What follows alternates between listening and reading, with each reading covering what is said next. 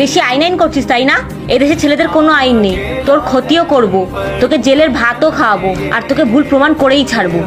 আসলে ছেলেদের জন্য কোনো আইন নেই, ছেলেদের জন্য একটাই আইন, সেটা হচ্ছে শাস্তি, সমস্ত রকমের শাস্তি।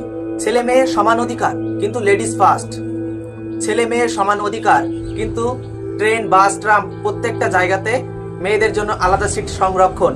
ছেলেরা সেই জায়গাতে বসতে চাইলেও বসতে পারে না, কিন্তু একটা মেয়ে ঠিকই ছেলেদের জায়গাগুলিতে বসতে পারে। এটা নাকি সমান অধিকার?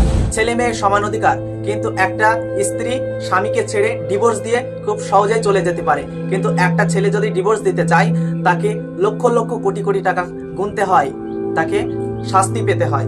ছেলে মেয়ের সমান অধিকার, কিন্তু একটা মেয়ের কোনো দায়িত্ব নেই বাবা মায়ের প্রতি, সেই দায়িত্ব বহন করতে হয় একটা ছেলে। ছেলে মেয়ের সমান অধিকার, দুজনের মধ্যে যখন ডিভোর্স হয়ে যায় তখন সন্তানদের দায়িত্ব বাবাকে বহন করতে হয়।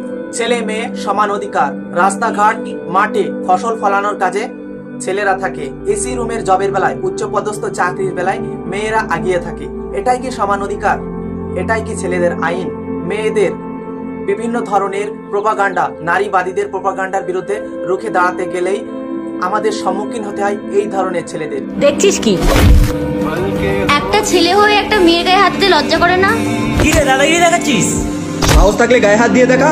এভাবেই চলছে আমাদের দেশের আইন। আমাদের দেশের আইনগুলোতে ছেলেদেরকে একেবারে কোণঠাসা করে ফেলেছে, মাটির সঙ্গে মিশিয়ে দিয়েছে। কবে উঠবে, কবে জাগবে, কবে ছেলেরা সমান অধিকার পাবে, কবে ছেলেরা ন্যায্য অধিকার পাবে? এটাই কি নারী পুরুষের সমান অধিকার?